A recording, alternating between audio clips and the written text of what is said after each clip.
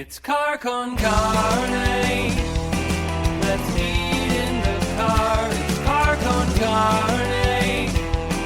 And now here's the star of our show, James Van Alstyne. This right here is Car Con Carne. It's a Q101 podcast. I'm James Van Alstyne, and Car Con Carne is brought to you by Easy Automation, easy-automation.net. Transform your living space with cutting-edge home automation. Experience seamless control over audio, video, lighting, climate, security, and more. Embrace the future of smart living. It's your home, your rules.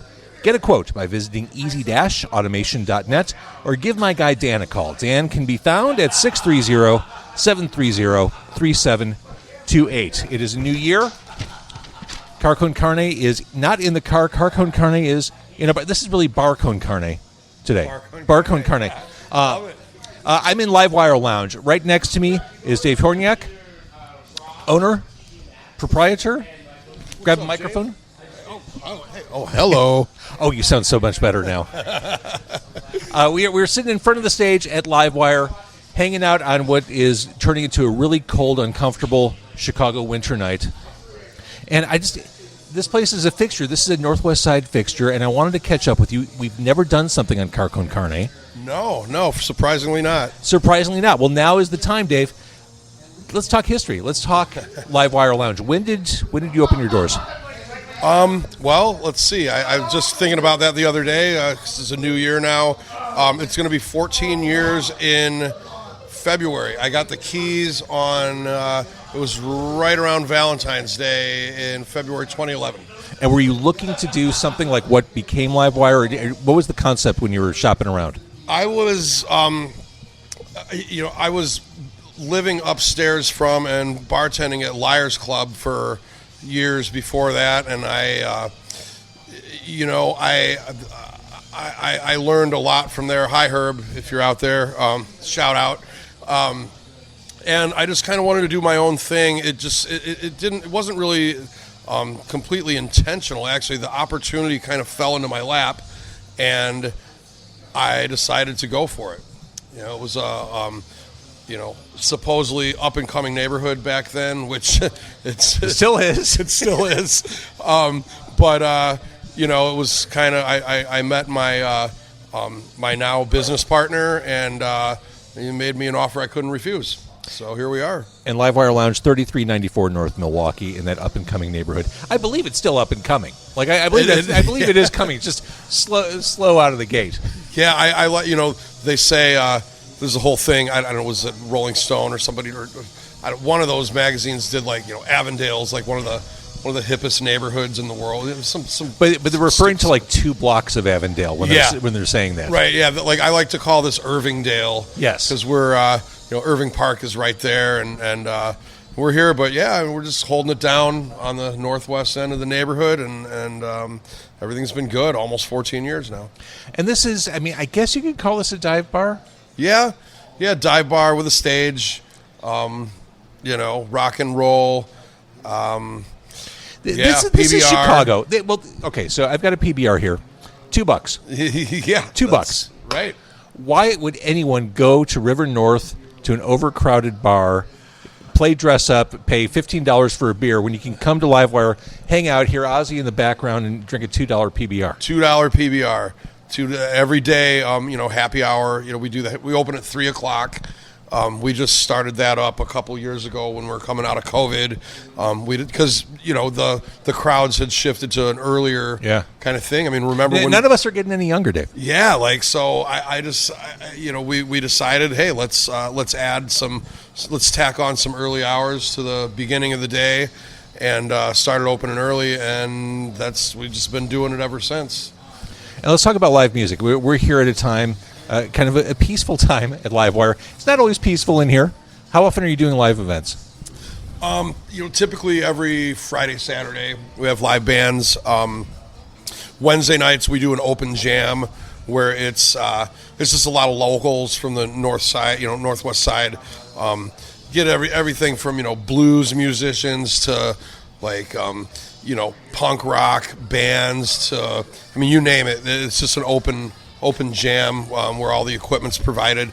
That's pretty much every Wednesday, unless we have like a bigger touring act that's coming through, and then we kind of will do that instead. But you do get the occasional underplays from touring bands, don't you? Yeah, we've done some good ones. Just had a really cool one, a couple cool ones. Just a few weeks back, we had Combi Christ for 2 nights, which was cool. I was just listening to Combi Christ. Really? Fuck That Shit is one of my favorite songs. Yeah, and that was definitely a good part of the set. Great song. He was a lot of fun to work with. They did a 2-night thing where it was like they kind of took over for a couple nights, and we just set up shop and just rolled with it. It was a good time. Another really cool underplay we had right before that was a band called Unto Others, who actually one of my favorite newer bands right now. They kind of a goth metal kind of thing. They're actually going on tour with King Diamond starting in, I don't know, maybe March, I think. They're going out with him, but another really cool band that we had. They were supposed to be on tour with Wasp, and apparently Blackie Lawless is not he's a little weird, so something happened to where they were not on that tour anymore. Okay. And whatever that may have been, and they decided to just kind of book their own dates on the same routing because there were so many people that wanted to see them. So we were happy to host them here. So we're in the middle of a neighborhood. We're in Irvingdale. Irvingdale. Is this a neighborhood clientele, or do people? It's a little bit of both. The people we get coming in for shows are from all over town. All over out of town. There was. I think it was at the Combi Christ show. There was somebody that was from France that was here. Yeah. We when we get those weird underplays like that, sometimes you'll get people that have come in from far away that just want to see a show in a small place. So but during the day, like right now, we got a couple neighborhood people hanging out here. That's usually the crowd, like the after work kind of thing. For happy hour, and then it kind of shifts over until the into the late part of the night, and that's usually, if we have bands, that usually kicks off around 8 or 9. Mm-hmm. So 14 years ago, you opened the doors. Could you have imagined what this would be? Looking in your crystal ball back then? I'm surprised we're still here. It doesn't seem like 14 years. I was young. Like I tell people, I was young, still young when we opened this place. I'm like growing old in this bar here. I kind of went all in on the neighborhood. I moved out of the place that I was in that was above another bar that we mentioned earlier, and moved in above this bar, and did that for about 5 years or so, 6 years, living above here. And finally it was just I found a place down the block, and I got a house here in the neighborhood, so I guess I'm all in on Irvingdale now. Yeah, you need a little geographical detachment from the bar. You need to be able to walk away and be done for a couple minutes. It's close enough. It's stumbling distance. Close enough if they need me, but far enough to where I can get out for a minute if I need to. I do love pinball. You have pinball games here. You've got the Rush pinball. Yes. I was listening to a Show of Hands by Rush on the way here, the live album from 1989. Oh, yeah. Okay, yeah. Great. They always had great live records. They did. This one, though, the song selection, it was such a weird time. Like, they didn't do Spirit of Radio or Tom Sawyer. It was all like the 80s synthy stuff. Like Keyboard Rush. Keyboard Rush. The only, I could be wrong, the only, as I can remember, the only song from Moving Pictures was Witch Hunt on that. Interesting. Of all the songs of Moving Pictures. No Tom Sawyer. No Limelight, no Red Barchetta. Wow. We actually do. Choice. On the subject of Rush, actually, it's kind of funny because every Wednesday for happy hour, we do Rush Hour. And it's that's like a radio promotion. Yeah, it's from 4 to 5. I'm sure you could relate. It kind of hits home there. But 4 to 5 Rush Hour.